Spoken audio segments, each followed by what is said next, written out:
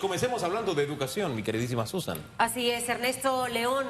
Aquí también tenemos una guerra, que es la guerra por la educación. Sí, señor. ¿Y por qué? Porque aquí todos los ciudadanos debemos alinearnos y enfocarnos precisamente, señor de León, a ver qué hacemos, porque mientras estos cierres continúan y se mantienen, los más afectados son nuestros estudiantes. Ya esta es ya 3 semanas que llevamos de estar en un paro de calle, donde no hay circulación, donde los chicos no pueden dar clases precisamente por el paro que existe en el sector educativo.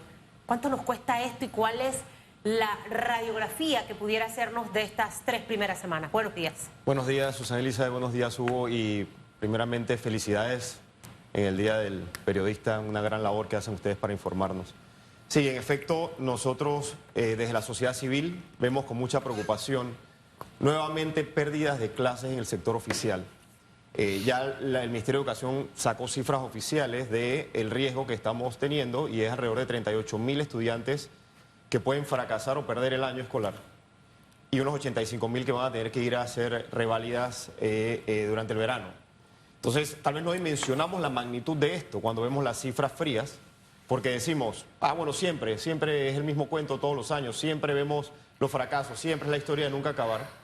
Pero la verdad es que sí ha aumentado la cantidad considerablemente y tenemos también que tomar en cuenta las repercusiones tanto a nivel educativo, a nivel emocional y a nivel económico que esto representa incluso para los padres de familia que van a tener que estar enviando a sus hijos tal vez por un año más al colegio o tal vez durante el verano. Entonces las repercusiones son muy, muy delicadas.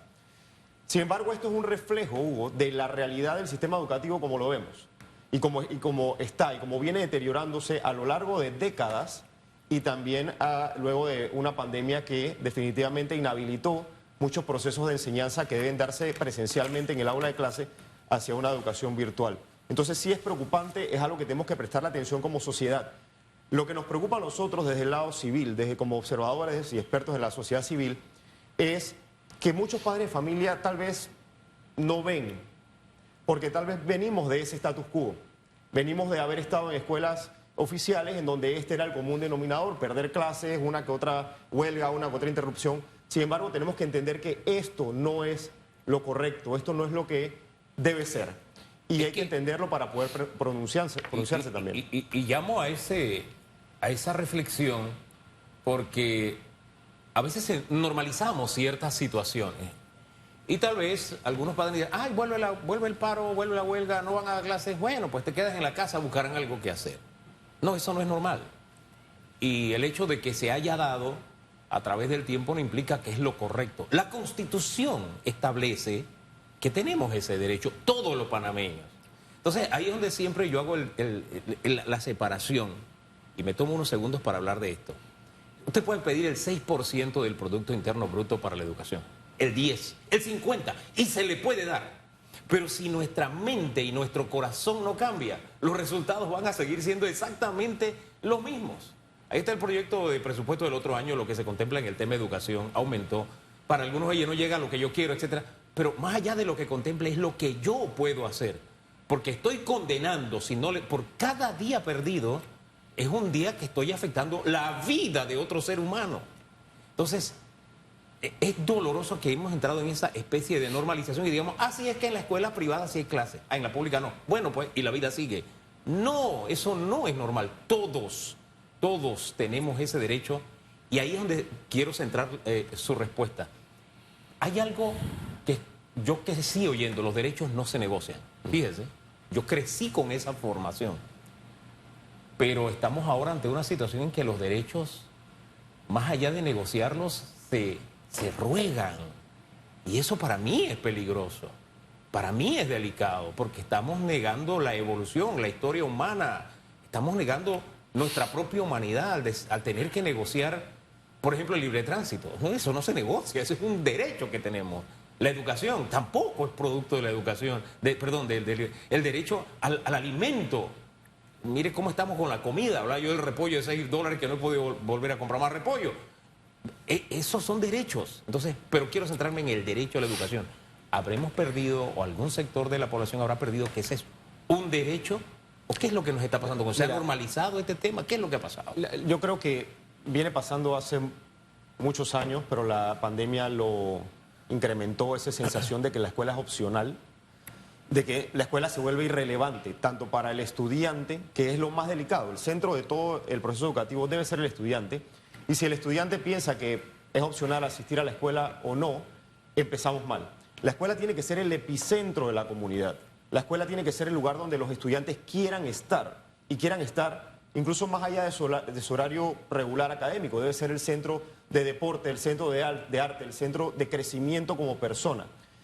Al estar más tiempo en las casas, nuestros estudiantes pierden ese sentido de pertenencia de la escuela. Y eso es lo que nos va a llevar a tener estudiantes que son más propensos a la deserción, más propensos al abandono, más propensos al ocio, y a decir, bueno, en la escuela, si no es relevante, yo tengo personas en la calle que me están llamando y que ahí yo sí soy relevante. Y ese es lo peligroso que como sociedad estamos construyendo si no ponemos y elevamos la educación a una verdadera política de Estado. Nosotros no estamos aquí para señalar a nadie, estamos aquí para contar la realidad de las cosas que están pasando y también señalar que todos somos responsables de la educación. No solamente los docentes, pero el estudiante, el padre de familia, obviamente el ministerio, el gobierno es responsable de lo que está sucediendo en educación y no podemos dedicarnos a señalar. Yo lamentablemente, y lo digo abiertamente porque puedo hacerlo, veo líderes que ven el panorama educativo, líderes educativos, y es solamente señalar. Y como decía mi abuela, cuando uno señala tiene 3 dedos apuntándole.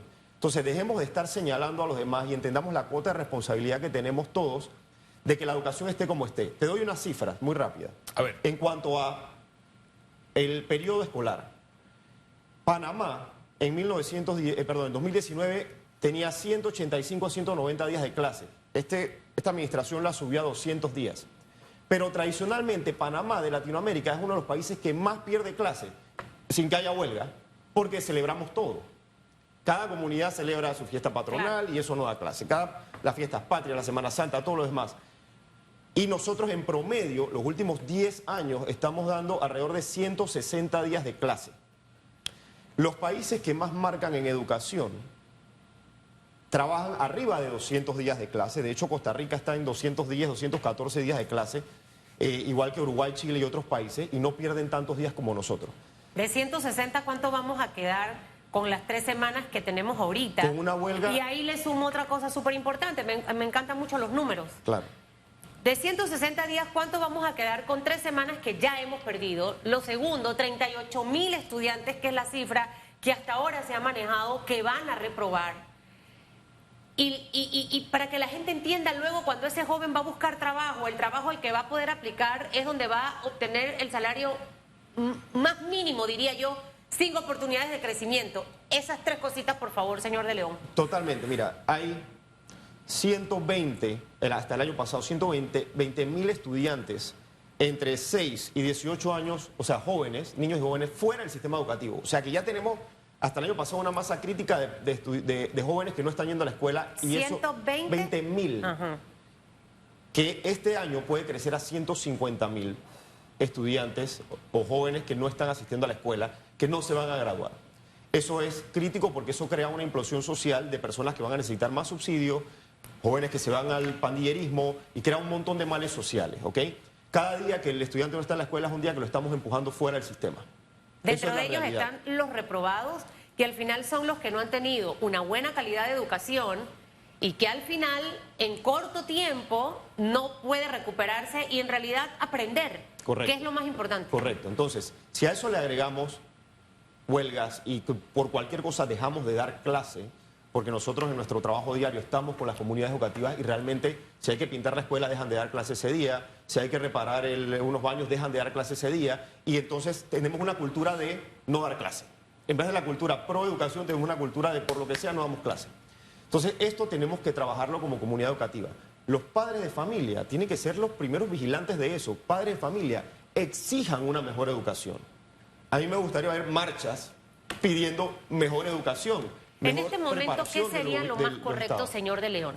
Uno ve a los gremios educativos con su posición referente al tema de la mina. Las clases están suspendidas. No pareciera que hay una autoridad fuerte en este momento para una toma de decisión. ¿Qué debería ocurrir en las próximas horas realmente frente al tema educativo? ¿Debe el gobierno dar algún anuncio? O sea, porque si no vamos a pasar ya a un mes sin dar clases. Claro, el Ministerio de Educación se pronunció y dijo vamos a regresar a las clases, sin embargo, sabemos de casos de que estudiantes llegaron y no estaban sus docentes, obviamente, ¿no? Porque hay una huelga. Otro de los temas es, bueno, los cierres, no puedo mandar a mis estudiantes porque temo por su seguridad, es cierto, pero como bien mencionó Hugo al principio, los docentes de las escuelas privadas están dando clases a distancia mucho, otros están presenciales también, entonces hay una voluntad. Es cierto que los niños más pequeños sufren porque son los que menos se adaptan a la virtualidad, pero si quisiéramos apoyar ya el sistema educativo y a los estudiantes que se están graduando, a los de media, un estudiante que no aprende los conceptos de química o de física de 10º grado, cuando llega a un 10º está perdido. Eso es lo otro, 4 semanas de recuperación.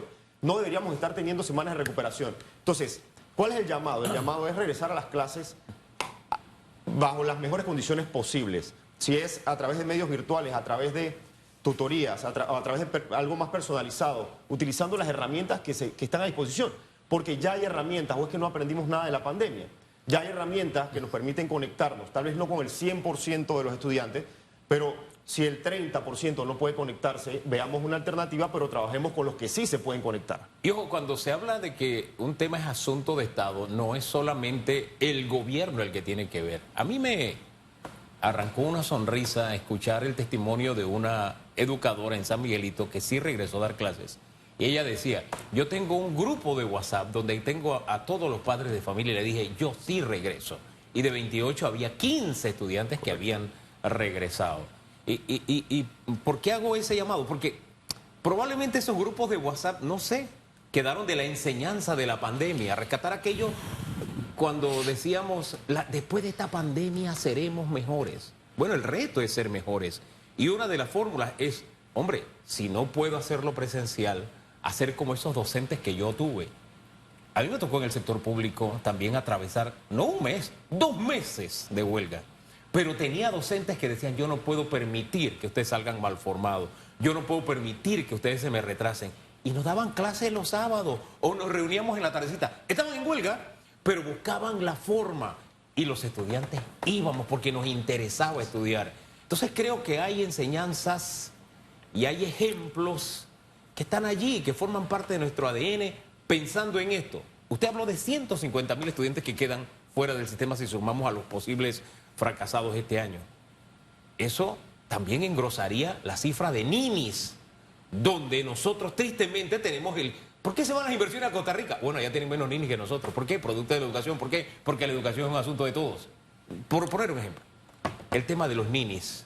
¿Cómo vamos nosotros engrosando esa fila con este tipo de acciones? Y a ver, estamos en un momento en la historia que ojalá todos los líderes educativos de todos, o sea, estamos hablando de los gremios, del ministerio, entendamos el momento crucial de la humanidad en el que estamos, en un momento donde los avances tecnológicos se están dando más rápidamente que en los últimos 50 años, en donde vamos a ver desplazados de los trabajos tradicionales, vamos a tener muchas profesiones que son reemplazadas por la inteligencia artificial y por otro montón de tecnologías emergentes. Y vamos a tener entonces menos oportunidad de poder insertar estas personas que no se gradúan, que salen del sistema educativo a una vida laboral productiva, lo cual de nuevo es un círculo vicioso que nos va a traer más problemas sociales, el Estado va a tener que dar más subsidios y entonces como sociedad estamos en una espiral hacia el fracaso. Nosotros tenemos que accionar. Ahora, ¿qué podemos hacer, Hugo? ¿Qué se puede hacer? Eso es lo importante. Eso es lo importante. ¿Cómo salimos de donde estamos? Exacto, no es solamente venir y... Los problemas ya los sabemos, sí, ¿no? Mira, hay un llamado de varios sectores de la sociedad, incluyendo, y quiero citar un estudio del CIEDU, del Centro de Investigación Educativa, que hace un llamado a crear un estado de emergencia educativo. Entonces, bueno, ¿cómo se come eso? Es básicamente poner todos los empeños en la recuperación de los aprendizajes. Y hay varias formas de hacerlo, pero esto requiere decisión política, requiere un liderazgo fuerte y requiere presupuesto. Asignaciones escalonadas. ¿Eso qué quiere decir? Que agrupar a los chicos en base a sus habilidades, en base a sus competencias para darles, en grupos, darles tutorías y mentorías. También estar constantemente evaluando el progreso, utilizar las mejores herramientas de tecnología y estadística para medir. Nosotros tenemos que abocarnos a una cultura de medir cómo estamos en educación. Porque, Hugo y Susana Elizabeth, cuando uno habla de medir en el sistema educativo, hay mucha oposición por parte de los gremios. Y eso es la realidad. Pero tenemos que perderle el miedo a evaluarnos y evaluarnos como comunidad educativa. Claro. Evaluar al estudiante como siempre lo hacemos, pero también al docente, al director, al padre de familia, evaluar a los directores regionales, evaluarnos todos como comunidad para poder entonces entender dónde están las brechas y cómo irlas cerrando, pero tiene que ser la prioridad. El verano tiene que ser el momento en donde haya disponibles tutorías, mentorías, agrupar a los chicos en base a diagnósticos que se hagan para empezar a nivelar y a recuperar todo lo que hemos Con perdido. esto que usted acaba de proponer, el tema de las asignaciones escalonadas, de la evaluación continua del desempeño de nuestros estudiantes y también de los profesores, y obviamente de este nuevo sistema, esto sería para aplicarlo en este momento justo en el que tenemos a todo el mundo detenido por el tema de los paros y huelgas. ¿Darían chance para que los estudiantes graduandos puedan graduarse en el mes de diciembre y poder entrar en el verano a la universidad?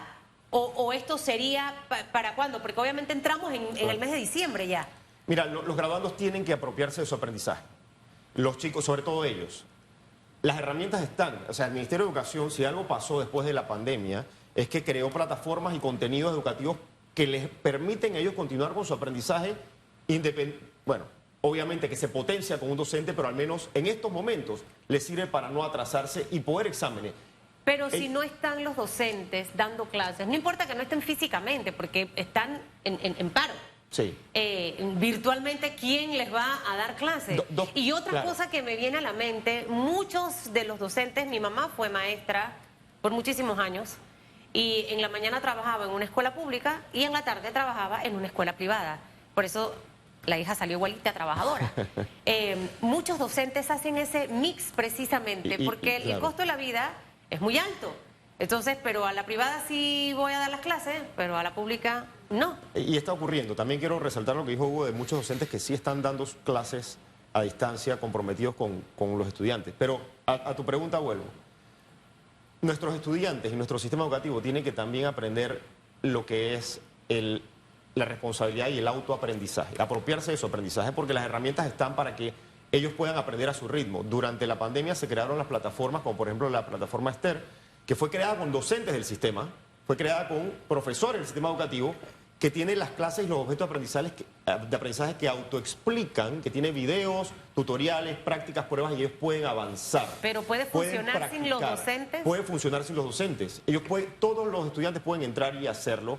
Y yo insto a los graduandos y a los padres de los graduandos que le digan a los muchachos, vamos, entren y estudien, practiquen. Pero al final el docente es el que debe poner la calificación. Por supuesto, ahí sí. Entonces, hay que tomar una decisión ahora. Si esto continúa y se suspende el año escolar, entonces vamos a tener que manejar las consecuencias de todos los que no recuperaron en estos últimos meses. Que muchos dicen, ay, pero es que fresco porque debieron haber estudiado los 2 primeros trimestres y no el último, pero es una realidad. O sea, eso no lo vamos a cambiar, es una realidad que muchos chicos estaban esperando para recuperar estos meses con su examen final. Si eso sucede, no hay nada que hablar. Pensemos en qué vamos a hacer el otro año con los que quedaron en el sistema. Pero ahora mismo debemos trabajar para que los estudiantes graduandos puedan hacer sus exámenes. Prepararse a distancia, prepararse en su casa, utilizando las herramientas que hay, y que hagan sus exámenes finales, que es la oportunidad de que muchos de ellos salven el año. El reto del próximo presidente de este país, ahorita estamos inmersos en un problema que dice COVID, no hay que quedarse ahí dando vueltas y que el torbellino te acabe. Es decir, que debemos estar enfocados igual en lo que viene, la oportunidad de mayo 2024. Y hay muchas ofertas y propuestas en este momento.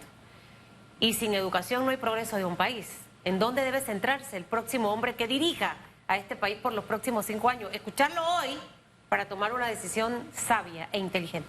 Muy importante, mira, el Ministerio de Educación, a nivel de la cabeza, que es de la educación, el Ministerio de Educación, debe pasar por un proceso de modernización y eficiencia. No podemos exigirle mucho a los docentes y directores si desde el punto central que dirige y que es el que lidera la orquesta, todavía hay procesos manuales, hay procesos ineficientes, y esto se puede resolver de una manera rápida, relativamente, ¿no? Con un poquito de decisión, modernizando los sistemas que permitan agilidad en los procesos y agilidad en la gestión del Ministerio de Educación, Yo pienso que hay que hacer una reestructuración orgánica del Ministerio de Educación, porque si ustedes lo ven como una organización, hay muchas áreas de oportunidad donde podemos ser lo más eficientes y que se haga lo que en inglés se dice accountability, que es rendición de cuentas. Lo otro que tiene que trabajar es en una estrategia clara de formación profesional del docente.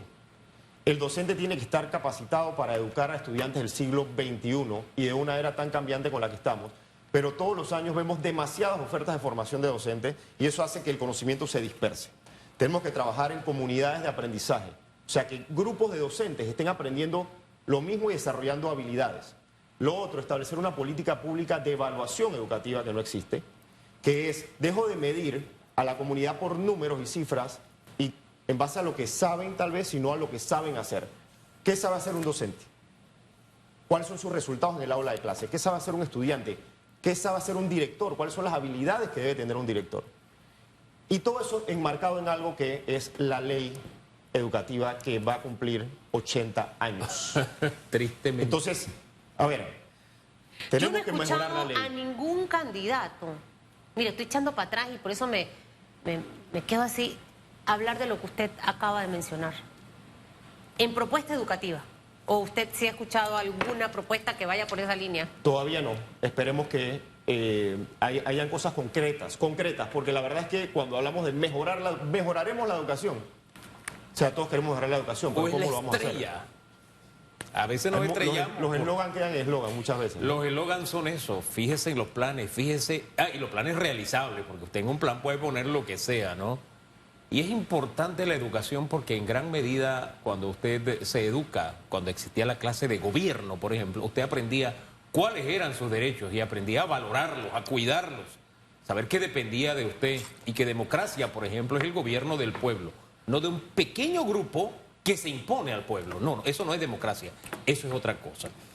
Y en materia educativa, usted está condenando vidas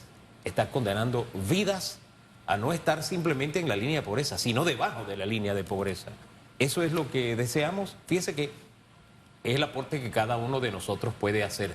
Le voy a poner un ejemplo sencillito para concluir, y disculpe que me exceda en esto. ¿Por qué nosotros no utilizamos las mismas palabras que se usan en las redes sociales? Porque los medios de comunicación tenemos una función, la de educar.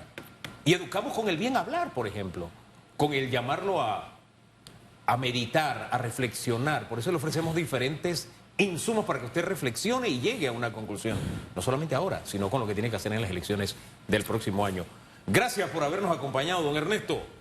Gracias a ustedes.